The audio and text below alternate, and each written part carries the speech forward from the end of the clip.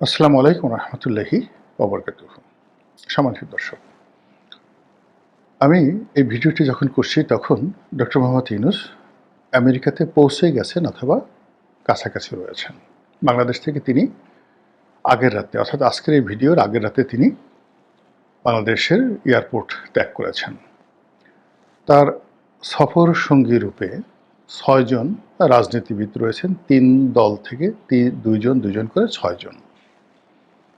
আর তার প্রিয় ভাজন, আস্থা ভাজন যারা আছেন উপদেষ্টা মণ্ডলী, সেটা আসিফ নজরুল, আদিলুর রহমান শুভ্র, তাদেরকে আমরা ছবিতে দেখেছি এই দুজনকে।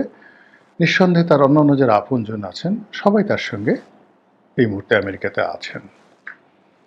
তো তার আমেরিকা গমন এবং ফেরত আসা নিয়ে আর একটা ভিডিও করব, সেটা আপনারা হয়তো এই ভিডিওর আগেই দেখতে পাবেন। কিন্তু এখন যেটা বলতে চাচ্ছি যে তার অবর্তমানে বাংলাদেশে যারা আছেন, ডক্টর মোহাম্মদ ইউনূসের আপনজন, সঙ্গী সাথীগণ, তাদের মধ্যে একটা চরম অনিশ্চয়তা, চরম ভয় এবং চরম অস্বস্তি বিরাজ করছে। এবং ডক্টর মোহাম্মদ ইউনূস তার সঙ্গী সাথীদের মধ্যে, বিএনপির মধ্যে যেভাবে খুব একটা গ্রুপ আছেন যারা ডক্টর মোহাম্মদ ইউনূসকে খুব পছন্দ করেন এবং বেটার দ্যান এনিথিং, যে কোনো জিনিসের চাইতে বা যে কোনো ব্যক্তির চাইতে বিএনপির এক শ্রেণীর লোক ডক্টর মোহাম্মদ ইউনূসকে পছন্দ করেন। এটা অস্বীকার করার কোনো উপায় নেই।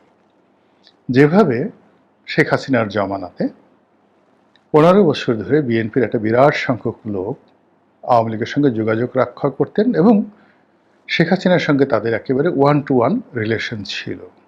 It is open secret.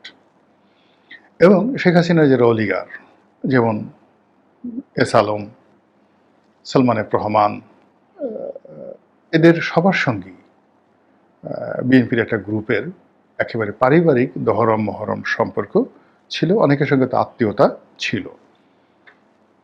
একইভাবে জামাতের কথা যদি ধরেন, জামাতেরও মোটামুটি গোয়েন্দা সংস্থাগুলোর সঙ্গে আওয়ামী লীগের শীর্ষ পর্যায়ের যারা নেতৃবৃন্দ, যারা এই পলিটিক্যাল পার্টিগুলো ডিল করতেন, সেটা তারেক সিদ্দিক হোক, মশিউর রহমান হোক, এস টি ইমাম সাহেব হোক, কিংবা ধরুন অন্যান্য যারা আছেন, তাদের সঙ্গে জামাতের শীর্ষ পর্যায়ের অনেকেরই যোগাযোগ ছিল। তারপর আর অন্যান্য যারা ছোট ছোট রাজনৈতিক দল আছে, তারাও সরকারের সঙ্গে একটা লিয়াজও রাখতেন। সেটা নুরুল হক নুরু, তারপর শেষে জোনায়েদ সাকি, তারপরে এবি পার্টি, এখন যারা আছেন জাতীয় পার্টির কথা তো বলাই বাহুল্য। সবার সঙ্গে সরকারি গোয়েন্দা সংস্থাগুলো থেকে শুরু করে সরকারের যারা নেতাকর্মী, অনেকের সঙ্গে ব্যক্তিগত সম্পর্ক, অনেকের সঙ্গে একটা প্রাতিষ্ঠানিক সম্পর্ক ছিল। তো এরই ধারাবাহিকতায় বর্তমান ইউনূস সরকারের সঙ্গে এই মুহূর্তে যারা আছেন, বিশেষ করে যারা এই ঐক্যমত্য কমিশনে নিয়মিত যাচ্ছেন, যমুনাতে যারা নিয়মিত দাওয়াত পাচ্ছেন, ডক্টর মোহাম্মদ ইউনূসের মেহমান হওয়ার সুযোগ পাচ্ছেন, তাদের সবার সঙ্গেই ডক্টর মোহাম্মদ ইউনূসের একটা ব্যক্তিগত সম্পর্ক এখন আছে। এবং এই সম্পর্কটি আওয়ামী লীগ জমানাতে আওয়ামী লীগের সঙ্গে তাদের যা ছিল তার চেয়ে অনেক অনেক বেশি। বিশেষ করে কতিপয় ব্যক্তি, তারা ডক্টর মোহাম্মদ ইউনূসকে এতটা ভালোবেসে ফেলেছেন যে তিনি দীর্ঘমেয়াদে ক্ষমতায় থাকুন, 5 বছর 10 বছর, এটা তারা চাচ্ছেন। অনেকে বলছেন না, কিন্তু পেছন থেকে দাবার যে গুটি, তারা এটা চালছেন যেন ডক্টর মোহাম্মদ ইউনূসের ক্ষমতা প্রলম্বিত হয়। এটা হলো বাস্তবতা। অনেকে দোয়া করছেন, অনেকে দাওয়া করছেন। আর অন্যদিকে যারা উপদেষ্টা হয়েছেন, তো উপদেষ্টা যারা হয়েছেন তারা কিভাবে এসেছেন আমরা জানি না, আমি নিজে ব্যক্তিগতভাবে মিলাতে পারি না। যারা উপদেষ্টা হয়েছেন তাদের মোরলের সবাইকেই কম বেশি চিনি, ব্যক্তিগতভাবে চিনি। এই মানুষগুলো কী করে ডক্টর মোহাম্মদ ইউনূসের সঙ্গে একত্র হলেন, কী করে সেনাবাহিনী প্রধানের পছন্দের তালিকায় আসলেন, কী করে ডক্টর মোহাম্মদ ইউনূসের পছন্দের তালিকায় আসলেন, কী করে রাজনৈতিক দলগুলোর মনোনয়ন পেলেন, কী করে আমেরিকার গ্রিন সিগন্যাল পেলেন, যেটাকে আমরা ডিপ স্টেট বলি, যারা আবার বলেন যে এখানে রয়্যাল এজেন্টও আছে, ধরে নেন রয়্যাল এজেন্ট আছে, সেখানে কি করে ওনারা এই উপদেষ্টাদের মধ্যে কেউ কেউ রয়ের অনুমোদন পেলেন, কেউ বলে উনি আইএসআই অর্থাৎ পাকিস্তানি গোয়েন্দা সংস্থা সেগুলোর এজেন্ট। তারা সেখান থেকে কিভাবে মনোনয়ন পেলেন এটা এখন পর্যন্ত বিস্ময়। আমি আমার যতটুকু কানেক্টিভিটি রয়েছে সবার সাথে আলোচনা করে দেখেছি, সবাই আমার মতো উম্মি, অর্থাৎ এই বিষয়ে কেউ কিছু জানেন না।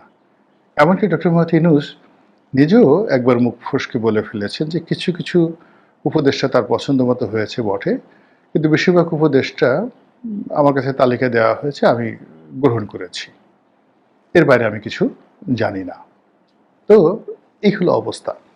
তো সেই উপদেষ্টাদের মধ্যে এক গ্রুপ হয়ে গেছেন যারা ডক্টর মোহাম্মদ ইউনূসকে মনে প্রাণে ভালোবাসেন, তার সঙ্গে তাদের হৃদয়, মন এবং মস্তিষ্ক মিশে গেছে। ইউনূস সাহেবের উত্থান তাদের উত্থান, ইউনূস সাহেবের পতন তাদের জীবন শেষ। আরেকটি গ্রুপ যারা মার্কিন লবি, আরেকটা গ্রুপ পাকিস্তানি লবি, আরেকটা গ্রুপ ভারতীয় লবি, তাদের মধ্যে যথেষ্ট উত্তেজনা, হতাশা এবং দর কষাকষি এবং যাকে বলা হয় ঠেসাঠেসি। কতগুলো শব্দ রয়েছে বাংলায়, আঞ্চলিক শব্দ, এগুলো ব্যবহার না করলে মানুষ বুঝতে পারে না। গুতুগুতি, ঠেসাঠেসি, ধাক্কাধাক্কি, এই শব্দগুলো।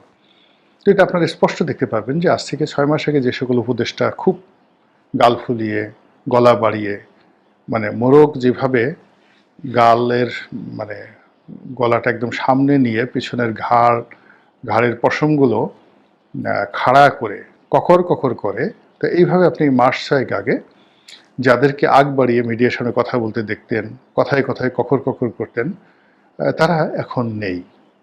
সেই জায়গাতে নতুনরা এসেছেন, আবার অনেকে মিডিয়ার সামনে কথাবার্তা বলা বন্ধ করে দিয়েছেন।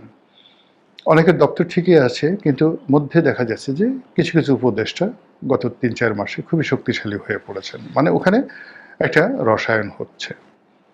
দ্বিতীয়ত হলো আমেরিকার যেভাবে একটা ডিপ স্টেট আছে, ডক্টর মোহাম্মদ ইউনূসেরও কিন্তু একটা ডিপ স্টেট আছে। তার কিছু লোক পর্দার আড়ালে থেকে গুরুত্বপূর্ণ কাজ করছে। যেমন ধরুন ডক্টর খলিলুর রহমান, খোদাবক্স চৌধুরী, তারপরে একজন স্বাস্থ্য উপদেষ্টা আছেন, মানে ওই ভদ্রমহিলা নয়, বিশেষ সহকারী স্বাস্থ্য মন্ত্রণালয়ের পিজির ভাইস চ্যান্সেলর হিসেবে তিনি নিয়োগ লাভ করেছিলেন। তো এই ভদ্রলোক আছেন। তো এরকম কয়েকজন আছেন যারা ডক্টর মোহাম্মদ ইউনূসের রাইট হ্যান্ড লেফট হ্যান্ড রূপে রাত দিন তার স্বার্থ সংরক্ষণের জন্য প্রাণান্ত চেষ্টা করছেন, এবং সেই সমস্ত লোক প্রায় সকলের সঙ্গেই সংশ্লিষ্ট উপদেষ্টার যে একটা শীতল সম্পর্ক এটা আছে, এবং সেই সম্পর্কটা ক্ষেত্র বিশেষে দাকুমড়ার সম্পর্ক পর্যন্ত হয়ে গেছে। তো এটা উপদেষ্টা মণ্ডলীদের মধ্যে যথেষ্ট হতাশা তৈরি করে ফেলেছে। এরপরের ধাপটা যদি আপনি চিন্তা করেন, প্রশাসন এবং জুডিশিয়ারি, সচিবালয় এবং জুডিশিয়ারি, এখানে অনেকগুলো নিয়োগ, যেমন বিচারপতি নিয়োগ পেয়েছেন হাইকোর্টে, নিম্ন আদালতে বিচারকদের যে নিয়োগ বদলি, এগুলো নিয়ে প্রায় প্রতিদিনই সচিবালয়ে লঙ্কাকাণ্ড হচ্ছে। বড় বড় পদকে কেন্দ্র করে কোটি কোটি টাকা, এমনকি 100 কোটি টাকার লেনদেন হচ্ছে। এক একটা ডিসিতে নাকি 30-32 কোটি টাকা লেনদেন হচ্ছে। এই সমস্ত খবর আমরা শুনছি প্রকাশ্যে। একজন সচিব মানে পদে নিয়োগ লাভ করার জন্য 100 কোটি টাকার উপরে লেনদেন, এগুলো মানে চেক ঠেক সহ যেভাবে সোশ্যাল মাধ্যমে চলে আসছে, এর সঙ্গে যারা যারা জড়িত, একজন তো এই কাজগুলো করতে পারেন, এর সঙ্গে যারা যারা জড়িত তারা সবাই এখন রীতিমতো পরস্পরের শত্রু হয়ে পড়েছেন। আর যদি নির্বাচন ফেব্রুয়ারি মাসে হয়, তাহলে 100 কোটি টাকা দিয়ে যদি কোনো কর্মকর্তা কোনো একটা জায়গাতে বসে থাকেন, কোনো অবস্থাতে এই অল্প কয়েকদিনের মধ্যে 3-4 মাসের মধ্যে তিনি 100 কোটি টাকা আয় করতে পারবেন না। ফলে তার যে ব্যাড ইনভেস্টমেন্ট, সেই ব্যাড ইনভেস্টমেন্টটা তার জন্য বুমেরাং হবে। এজন্য সব রকম কলা কৌশল দিয়ে তারা চেষ্টা করবেন ডক্টর মোহাম্মদ ইউনূসের ক্ষমতাকে প্রলম্বিত করার জন্য। তো এই সকল বিষয় নিয়ে ডক্টর মোহাম্মদ ইউনূসের যারা শুভানুধ্যায়ী রয়েছেন, রাজনীতিবিদ, আমলা কামলা, তারা সকলেই ভীষণ রকম টেনশন রয়েছেন। সকলের মধ্যে হতাশা, সকলের মধ্যে ক্ষোভ, সকলের মধ্যে বেদনা। আর এই কারণে যেটা হচ্ছে, ডক্টর মোহাম্মদ ইউনূস নিজেও কনফিউজড তিনি বুঝতে পারছেন না তিনি কাকে বিশ্বাস করবেন, তিনি কাকে ভালোবাসবেন, কার প্রতি নির্ভর করবেন, কে তাকে আগামী দিনে উদ্ধার করবে, কে তার হাতকে শক্তিশালী করবে, কার দ্বারা দেশ জাতির কল্যাণ হবে, তার নিজের কল্যাণ হবে, এই জিনিসগুলো তিনি বুঝতে পারছেন না। যেভাবে শেষের দিকে বেগম খালেদা জিয়া বুঝতে পারেননি, যেভাবে হুসেইন মোহাম্মদ এরশাদ তার শেষ মাস, ক্ষমতার শেষ ৬ মাসে বুঝতে পারেননি, শেখ হাসিনাও তার ক্ষমতার শেষ ৬ মাসে কিচ্ছু বুঝতে পারেননি। একইভাবে এখনও ডক্টর মোহাম্মদ ইউনূস বুঝতে পারছেন না কি হচ্ছে, কি হবে, কি করা উচিত, কাকে বিশ্বাস করব ইত্যাদি। আর এটা যখনই তিনি বুঝতে পেরেছেন তখন তার চোখে মুখে যে অবিশ্বাস, যে সন্দেহ, যে হতাশা ফুটে উঠছে তা দেখে তার যারা আপনজন তাদের রীতিমতো হৃদয়ে, মনে এবং মানসিকতায় একেবারে করোনার আক্রমণের মতো মহামারী শুরু হয়ে গেছে। মহান আল্লাহ আমাদের সবাইকে হেদায়েত দান করুন এবং হেফাজত করুন। আসসালামু আলাইকুম ওয়া রাহমাতুল্লাহি ওয়া বারাকাতুহু।